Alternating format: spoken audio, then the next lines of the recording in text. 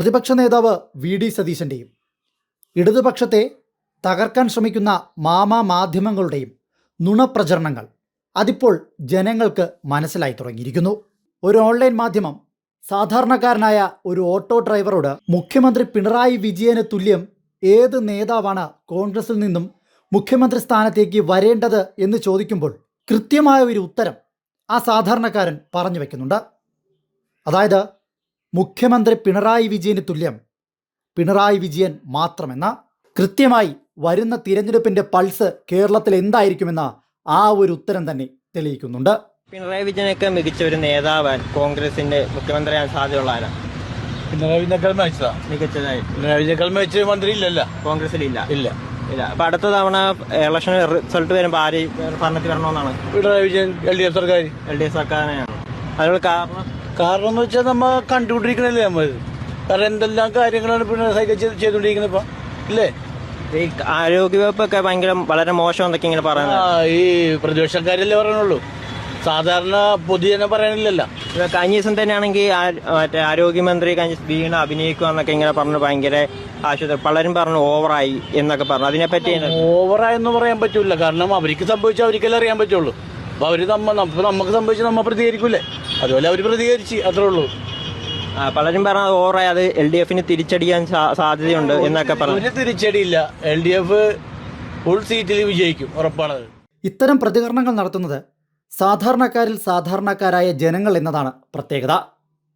അവരും മനസ്സിലാക്കിയിരിക്കുന്നു വി.ഡി. സതീശൻ എന്ന പ്രതിപക്ഷ നേതാവും പ്രതിപക്ഷ നേതാവിൻ്റെ കാശ് വാങ്ങി കീശയിലിട്ട് ഇടതുപക്ഷത്തെ തകർക്കാൻ ശ്രമിക്കുന്ന മാധ്യമങ്ങളും പ്രചരിപ്പിക്കുന്നത് പച്ച നുണകളാണെന്ന്.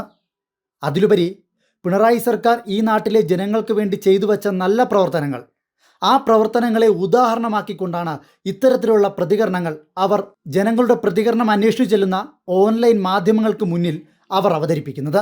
ഇത്തരം വാർത്തകളൊന്നും അല്ലെങ്കിൽ ഇത്തരം പ്രതികരണങ്ങളൊന്നും മുൻനിര മാധ്യമങ്ങൾ റിപ്പോർട്ട് ചെയ്യില്ല.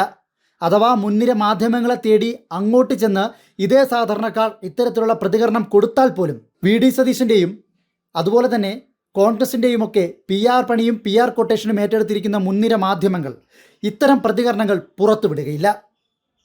അതുകൊണ്ട് തന്നെയാണ് ജനങ്ങൾ കാണണം, ജനങ്ങൾ കേൾക്കണം എന്നൊരു ലക്ഷ്യത്തോടു കൂടി ഇത്തരം കൃത്യമായിട്ടുള്ള രാഷ്ട്രീയ ബോധത്തോടു കൂടിയ പ്രതികരണങ്ങളെ നിങ്ങൾക്ക് മുന്നിലേക്ക് വയ്ക്കുന്നത്.